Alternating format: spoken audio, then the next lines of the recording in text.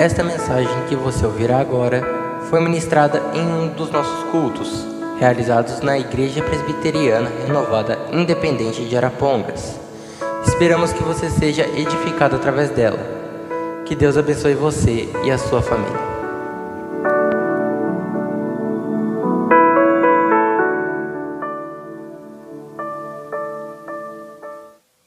Abra sua Bíblia, por gentileza, em Atos dos Apóstolos, no capítulo de número 9.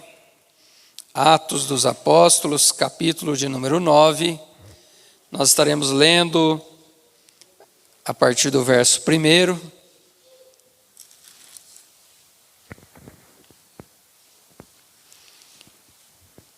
Do 1 ao 16. Atos, capítulo 9. Do verso 1 ao 16, glória a Deus, a palavra de Deus diz assim: E Saulo, respirando ainda ameaças e mortes contra os discípulos do Senhor, dirigiu-se ao sumo sacerdote e pediu-lhe cartas para Damasco, para as sinagogas, a fim de que se encontrasse alguns deste caminho, quer homens, quer mulheres, os conduzisse presos a Jerusalém. E indo no caminho, aconteceu que, chegando perto de Damasco, subitamente o cercou um resplendor de luz do céu, e caindo em terra, ouviu uma voz que lhe dizia: Saulo, Saulo, por que me persegues? E ele disse: Quem és, Senhor? E disse o Senhor: Eu sou Jesus, a quem tu persegues.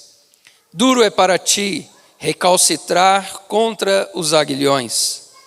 E ele, tremendo e atônito, disse: Senhor, que queres que eu faça? E disse-lhe o Senhor: Levanta-te e entra na cidade, e lá te será dito o que convém fazer. E os homens que iam com ele pararam espantados, ouvindo a voz, mas não vendo ninguém. E Saulo levantou-se da terra, e abrindo os olhos não via ninguém, e guiando-o pela mão, o conduziram a Damasco. E esteve 3 dias sem ver, e não comeu, nem bebeu. E havia em Damasco um certo discípulo chamado Ananias. E disse-lhe o Senhor em visão: Ananias. E ele respondeu: Eis-me aqui, Senhor. E disse-lhe o Senhor: Levanta-te e vai à rua chamada Direita, e pergunta em casa de Judas por um homem de Tarso, chamado Saulo, pois eis que ele está orando. E numa visão, ele viu que entrava um homem chamado Ananias, e punha sobre ele a mão, para que tornasse a ver. E respondeu Ananias: Senhor, há muitos ouvi acerca deste homem, quantos males tem feito aos teus santos em Jerusalém. E aqui tem poder dos principais dos sacerdotes, para prender a todos os que invocam o teu nome. Disse-lhe, porém, o Senhor: Vai, porque este é para mim um vaso escolhido, para levar o meu nome diante dos gentios, e dos reis, e dos filhos de Israel. E eu lhe mostrarei quanto deve padecer pelo meu nome. Amém. Podemos assentar.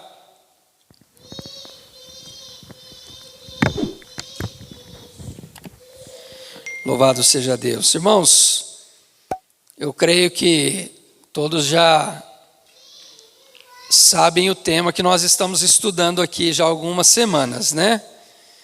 Guiados pela palavra de Deus. E ao longo dessas semanas, irmãos, nós temos visto através de relatos bíblicos de que maneira nós podemos ser guiados por Deus. Ser guiado pela palavra de Deus é escolher seguir a direção e o propósito que Deus tem para a nossa vida. E nós vimos também durante esses dias a importância dessa escolha, porque esta escolha define o nosso destino. Na semana passada nós falamos sobre o profeta Elias, os irmãos que estiveram aqui vão se lembrar. Falando de Elias, um profeta que foi levantado por Deus para confrontar um dos piores reis de Israel, que foi o rei Acabe. E Elias foi um profeta muito corajoso, porque confrontar um rei, principalmente naquele tempo, era quase que uma sentença de morte, porque muitos reis se consideravam como deuses, eles julgavam ter poder para fazer o que quisessem. Mas Elias foi um profeta corajoso, ele confrontou Acabe, mas depois de um tempo, ele foi ameaçado pela rainha Jezabel, e quando ele foi ameaçado, ele sentiu medo. E esse profeta, que até então, ele vinha sendo guiado por Deus, tanto lá no ribeiro de Querite, durante a seca, depois também lá na casa daquela viúva em Sarepta de Sidom, ele experimentou a provisão de Deus, o cuidado de Deus para com a vida dele. Mas quando ele foi ameaçado pela rainha, ele teve medo. E quando ele sentiu medo, ele fugiu para um deserto. Não estava mais ouvindo Deus, ele estava ali ouvindo um sentimento de medo. E para tentar salvar a sua vida, ele vai para aquele deserto, ele se angustia e ele chega a orar a Deus pedindo a morte. Depois ele vai para uma caverna escura, uma caverna fria, e ali naquela caverna foi preciso Deus ir ao encontro dele para dizer: Elias, volta para o teu caminho. Elias, você saiu da minha direção. Se você quer viver os propósitos que eu ainda tenho na tua vida, volta para o caminho. E Elias voltou. Tanto é que nos últimos dias de Elias na terra, ele não experimentou a morte, ele foi levado ao céu, arrebatado.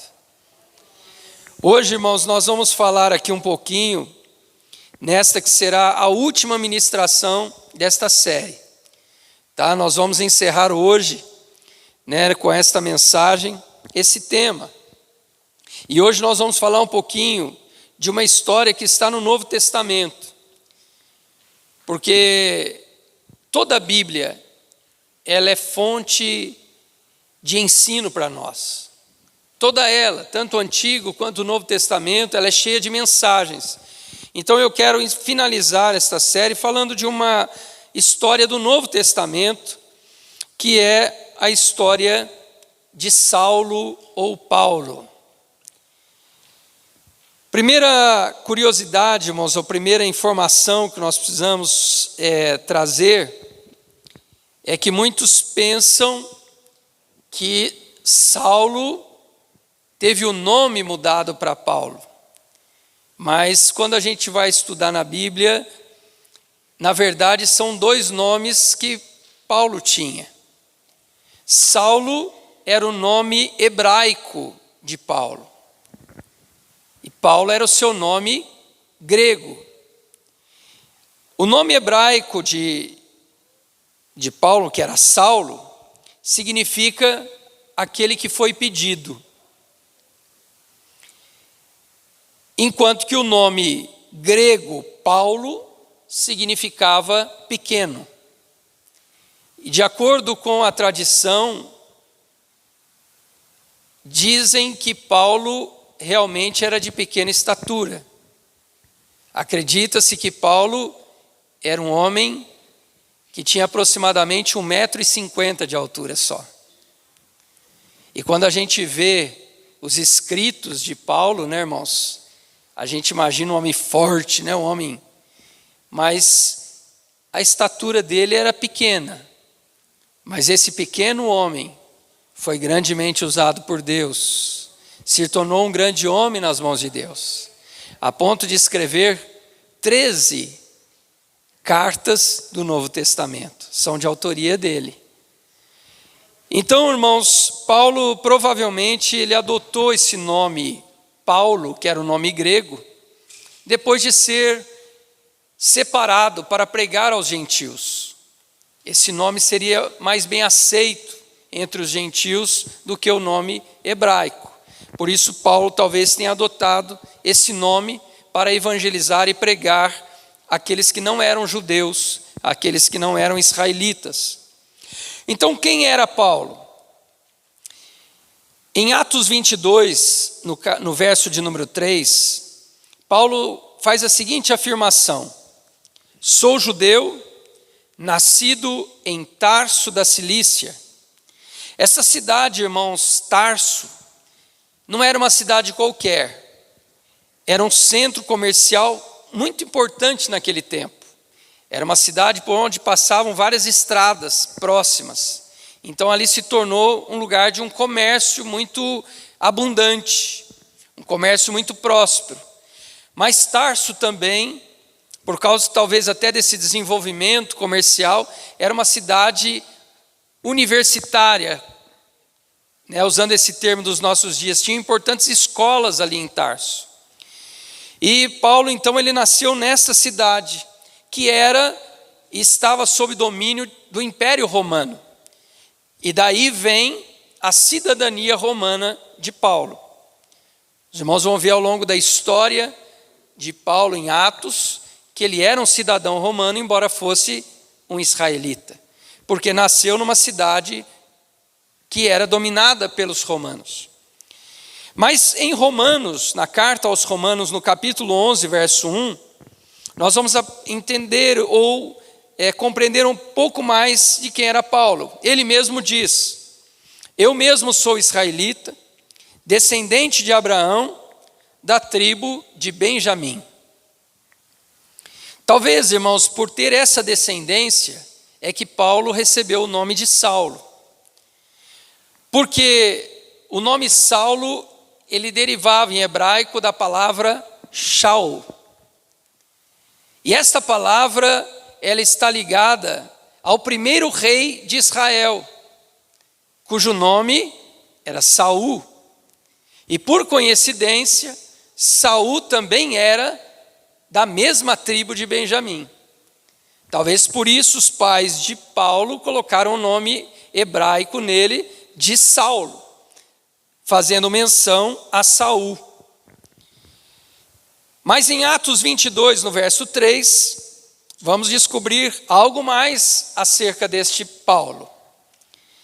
Ele diz que embora ele fosse nascido em Tarso, mas ele foi criado em Jerusalém.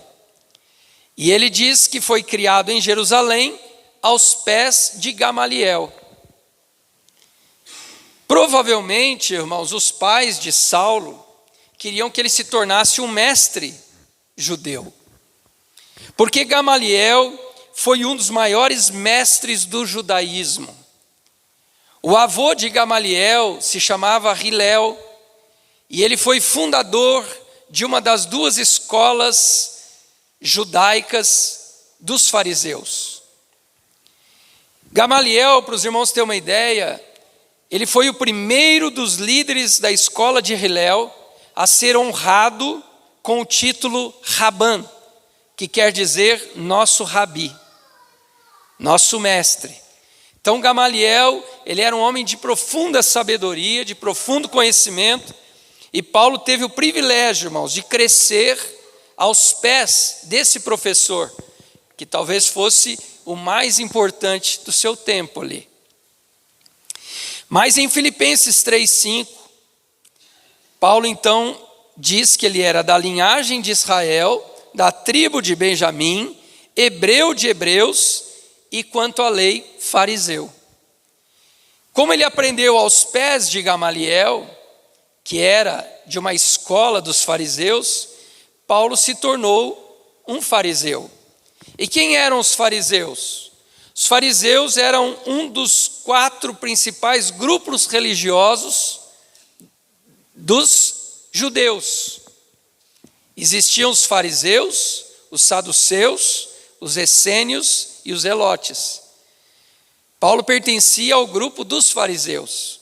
E os fariseus, irmãos, eles eram profundos conhecedores da lei mosaica. Eles estudavam a lei mosaica e interpretavam essa lei e passavam a interpretação da lei de forma oral aos seus filhos. Então foi um importante grupo religioso entre os judeus. Por causa disso, irmãos, dessas características dessas qualidades, Paulo, ele se tornou uma pessoa guiado por seu orgulho, por sua religiosidade, por sua sabedoria. E Paulo, quando ouviu falar dos cristãos, seguidores de Jesus Cristo, Paulo, ele teve ódio dessas pessoas. E ele decidiu exterminar com os cristãos. E a Bíblia vai falar sobre isso, o próprio Paulo, em seu testemunho, ele vai dizer como ele agiu de maneira tão rude, tão violenta, contra aqueles que eram chamados cristãos. Lá em Atos capítulo 8, no verso 1, quando o primeiro mártir da igreja cristã foi morto através do apedrejamento, era o diácono Estevão, a Bíblia diz ali em Atos 8:1 que Paulo consentiu na morte de Estevão. Ele estava presente no dia que Estevão foi apedrejado. E ele consentiu, ou seja, ele concordou, ele aceitou que Estevão fosse apedrejado. Ainda em Atos capítulo 8, verso 3, a Bíblia diz que Saulo, por sua vez, devastava a igreja, indo de casa em casa, arrastava homens e mulheres e os lançava na prisão. Então Paulo, ele se tornou alguém que perseguia com violência aqueles que se denominavam seguidores de Jesus Cristo. Isso porque Paulo estava sendo guiado por um sentimento de ódio. Paulo estava sendo guiado pelo seu orgulho de ser alguém sábio aos olhos humanos, de ser alguém que aprendeu com o maior mestre do judaísmo. E Paulo, então, com base nesses princípios, nesse seu orgulho, nessa sua prepotência, Paulo agia de maneira tão vil contra os cristãos. Lá em Atos 22:4, Paulo relatando a sua maneira como ele vivia, ele disse assim: eu persegui os seguidores deste caminho até a morte, prendendo tanto homens como mulheres e os lançando na prisão. Ainda na sua carta aos Gálatas, no capítulo 1 e no verso 3, ele diz: eu perseguia com violência a igreja de Deus, procurando destruí-la. Em Atos 26:11, ele diz ainda: muitas vezes eu ia de sinagoga para outra sinagoga, a fim de castigá-los, e tentava forçá-los a blasfemar. Veja, irmãos, que Paulo ele era esse homem, guiado por seus sentimentos de ódio, por seus sentimentos de orgulho, por seu sentimento de religiosidade. Mas quando chegamos aqui em Atos 9, nós vemos Paulo com cartas autorizando ele a prender pessoas em Damasco. Damasco, irmãos, estava aproximadamente 230 quilômetros de Jerusalém. Veja que Paulo, ele não se deteve a prender os cristãos em Jerusalém, nas proximidades. Ele queria acabar com os cristãos. Ele queria acabar com a igreja daqueles que se diziam igreja de Cristo. E Paulo foi muito longe atrás dessas pessoas. E o propósito de Paulo aqui em Damasco, nós lemos no texto, era prender esses cristãos e levá-los presos para Jerusalém para serem julgados e muitos deles até condenados à morte. Esse era o plano de Paulo, porque ele estava sendo guiado por seus sentimentos. Mas nesse caminho próximo de Damasco, tudo mudou. Paulo teve esse encontro com Jesus. Nós lemos aqui nessa passagem que ele se depara com um raio de luz muito forte. Em outra ocasião ele chega a dizer que era uma luz mais forte do que o sol ao meio-dia, a ponto de Paulo cair por terra, e quando ele abriu os olhos ele não estava enxergando mais, ele ficou cego. Tamanha luz, tamanha claridade que ele viu, que ele presenciou nesse encontro. Mas ele não viu só a luz, ele ouviu uma voz, e essa voz o chamou pelo nome. Essa voz disse para ele: Saulo, Saulo, por que me persegues? E Paulo ficou apavorado com aquela voz. E ele disse: quem és? E a voz respondeu: eu sou Jesus, a quem tu persegues. Paulo sabia quem era Jesus. porque Paulo viveu no mesmo tempo de Jesus. Alguns historiadores acreditam que Paulo tenha nascido no ano 5. Ou seja, Jesus ainda nem tinha começado o seu ministério. E quando Jesus morreu, Paulo sabia da história de Jesus. E agora Jesus está falando com ele. Eu sou Jesus. E Paulo então, naquele momento, irmãos, Paulo, ele decide deixar de ser guiado por seus instintos. E ele agora quer ser guiado por Jesus. A partir daquele momento, Paulo diz: que queres que eu faça? Veja que Paulo até ali, ele estava agindo por conta própria. Mas a partir daquele momento, em que ele se vê sem visão, em que ele se vê naquele chão, em que ele vê aquele raio de luz, Paulo agora diz: que queres, Senhor, que eu faça? E o Senhor diz: levanta-te, entra na cidade de Damasco, vai à rua chamada direita, e lá eu vou dizer o que você tem que fazer. E ele foi. Veja, este homem cheio de autoridade, que estava indo prender os cristãos, agora ele está sendo guiado pelo Senhor. Ele não mais está sendo guiado por seu instinto e por seu sentimento de ódio, mas agora ele está sendo guiado pela voz de Deus. Paulo vai, entra naquela casa e fica 3 dias cego. Lá em Damasco, o Senhor Jesus fala com um discípulo chamado Ananias, que morava ali, e diz: Ananias, vai lá na rua direita, na casa de Judas, procura por um homem chamado Saulo e ora por ele. Quando Ananias ouviu esse nome, Ananias ficou apavorado.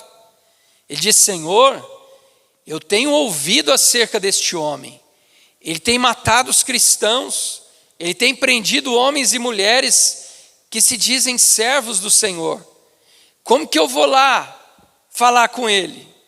O Senhor disse: vai, porque ele teve um sonho ou uma visão, em que ele viu um homem chamado Ananias entrando ali e orando por ele.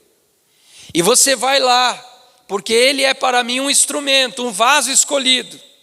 E ele vai pregar o evangelho, ele vai falar do meu nome entre os gentios, perante reis, e eu vou mostrar para ele como importa ele sofrer e padecer por causa do meu nome.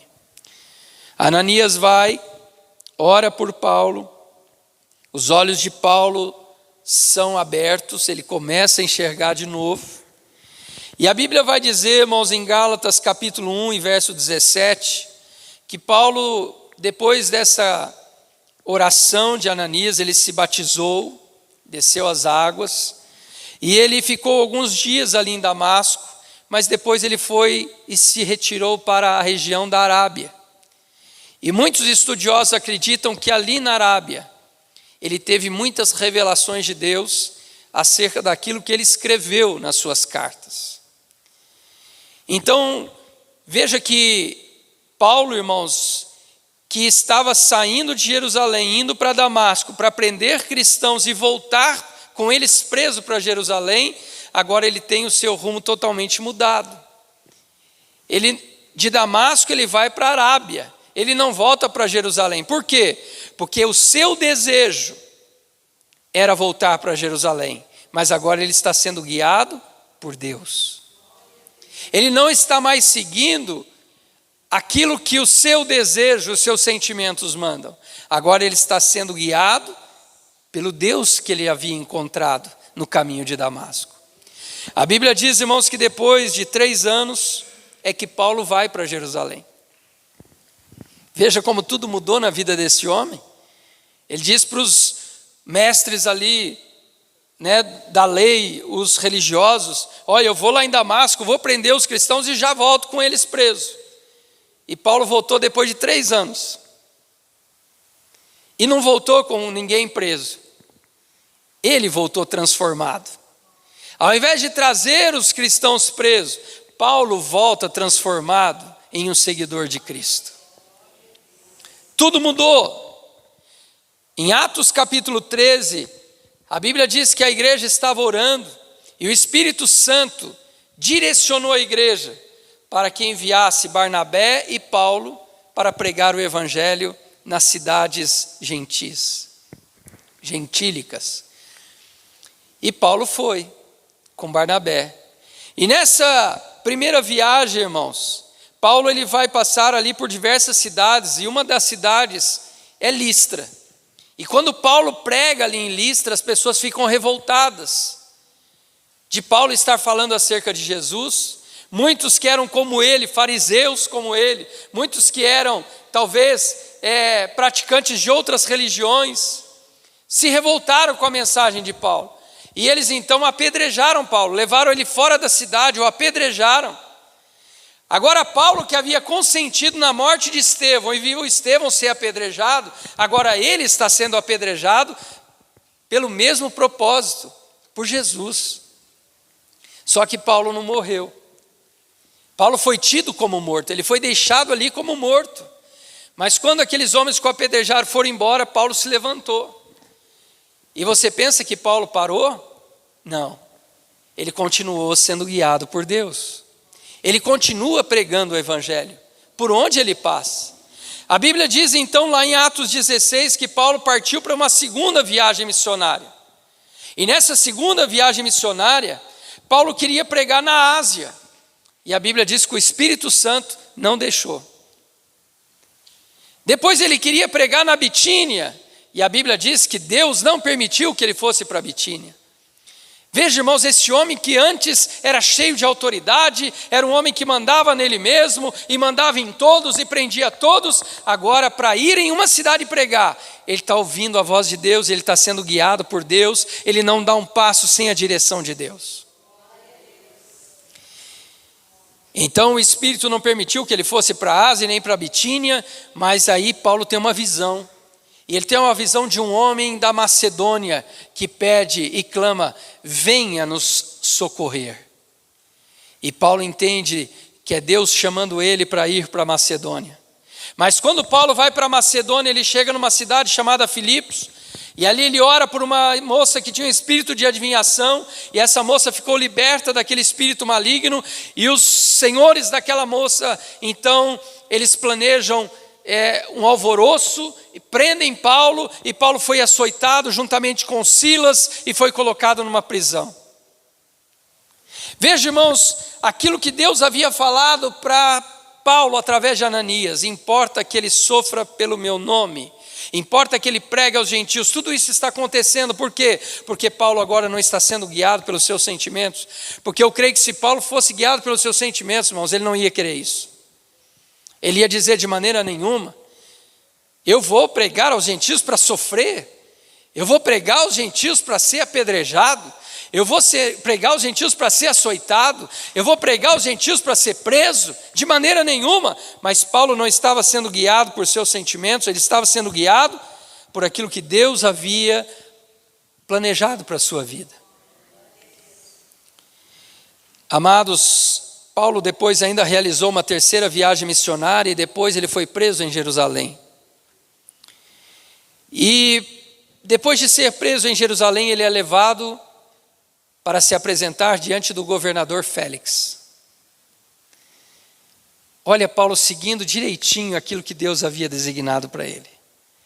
Você vai pregar aos gentios, você vai pregar aos reis, a governadores, mas você vai sofrer pelo meu nome.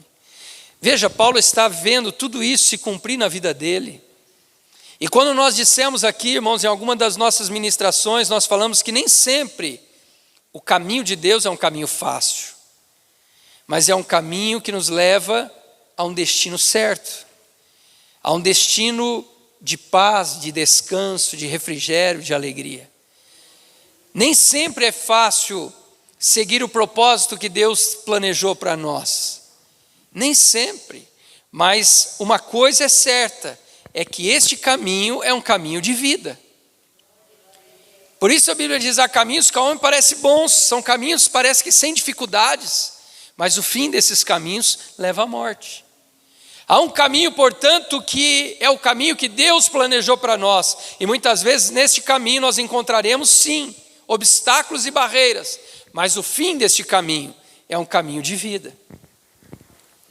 E Paulo, irmãos, ele chega a escrever, quando ele está preso em Roma, ele escreve a carta aos Efésios, aos Filipenses, aos Colossenses e também a Filemão. Mesmo preso, Paulo está sendo guiado por Deus.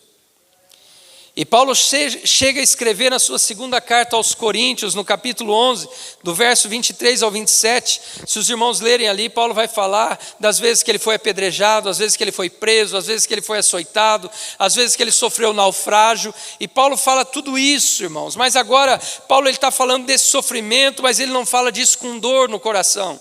Paulo ele fala de tudo que ele passou, mas com alegria. Porque em Filipenses capítulo 3, verso 8, ele diz: eu tenho por perda todas as coisas para que eu possa ganhar a Cristo. Paulo diz: olha, antes eu tinha orgulho de ser criado aos pés de Gamaliel, eu tinha orgulho de ser um fariseu zeloso da lei, eu tinha um orgulho de ser perseguidor dos cristãos, mas eu considero tudo isso como perda, porque eu prefiro ter Cristo. Paulo reconhece, eu estava andando por um caminho que estava me levando à morte, à destruição, mas eu tive um encontro com Jesus, e Jesus mudou a minha vida, Jesus mudou a minha história, Jesus me conduziu para um caminho pelo qual eu tenho tido sim sofrimentos, dificuldades muitas vezes, mas eu não troco nada daquilo que estou vivendo, porque estar com Cristo é muito melhor. Servir a Cristo é muito melhor. E Paulo diz lá em 2 Coríntios 11, 10, pelo que sinto prazer nas fraquezas, nas injúrias, nas necessidades, nas perseguições e nas angústias, por amor a Cristo. Veja, irmãos, como tudo mudou na vida de Paulo, a partir do momento que ele está sendo agora guiado, não pelos seus sentimentos, mas ele está sendo guiado pelo próprio Deus.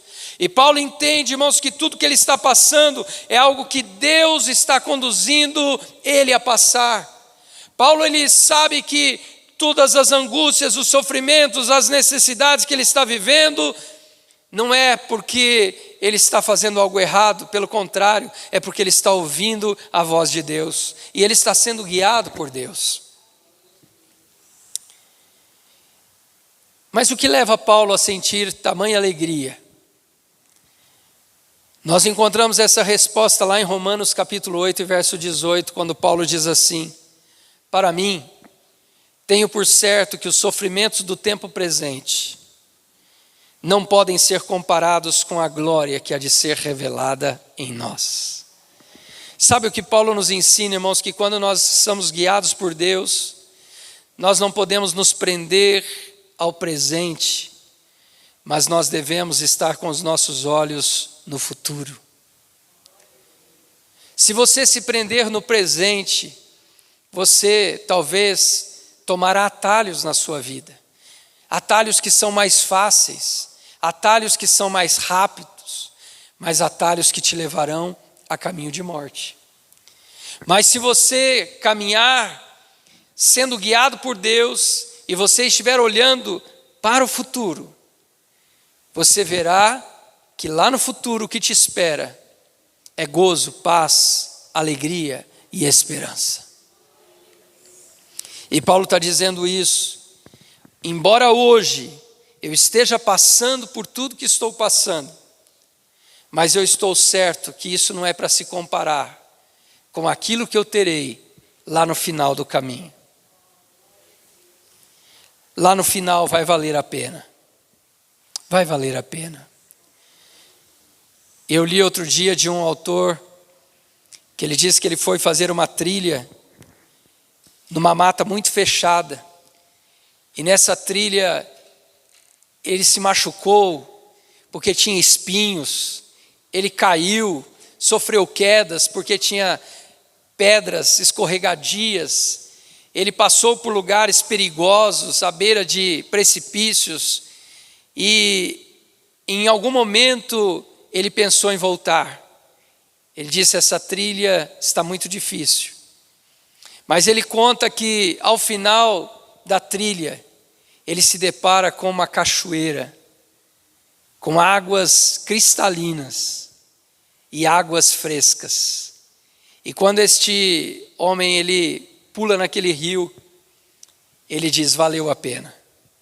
Valeu a pena passar por tudo que eu passei, para experimentar tamanha beleza. Valeu a pena passar por tudo que eu passei, para chegar neste lugar. E é isso que Paulo está vendo, irmãos. Ele está olhando para o futuro. Ele está olhando para o fim do caminho.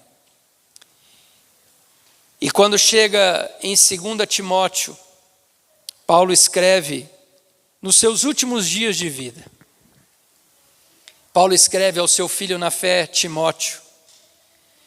E ele diz: Timóteo, combati o bom combate. Eu acabei a carreira e guardei a fé. Desde agora a coroa da justiça me está reservada, a qual o justo juiz me dará naquele dia. Não somente a mim, mas a todos aqueles que amarem a sua vinda. A todos aqueles que forem guiados pela palavra de Deus. Talvez você esteja atravessando por este caminho que tem sido tão difícil na sua vida. Talvez você esteja neste caminho sendo guiado por Deus, mas por vezes você tem passado por vales escuros. E eu quero finalizar, irmãos, esta mensagem e essa série, diante de tudo aquilo que a gente viu aqui. Você viu a diferença entre alguém que é guiado por Deus e alguém que não é guiado por Deus. E mesmo que nesse caminho seja um caminho, irmãos, de dificuldades, eu quero terminar dizendo para você: tudo vai valer a pena. Tudo vai valer a pena. Não olhe para as circunstâncias deste momento, mas viva com seus olhos na esperança da promessa que nos foi feita. Não se prenda àquilo que você está vivendo hoje, mas coloque os seus olhos naquilo que você ainda não está vendo. Aquilo que o Senhor nos prometeu. Irmãos, vai valer a pena. Não troque por nada esse caminho. Não troque. Está difícil. Está demorado. Eu digo a você, vai valer a pena. Amém? Então vamos colocar em pé.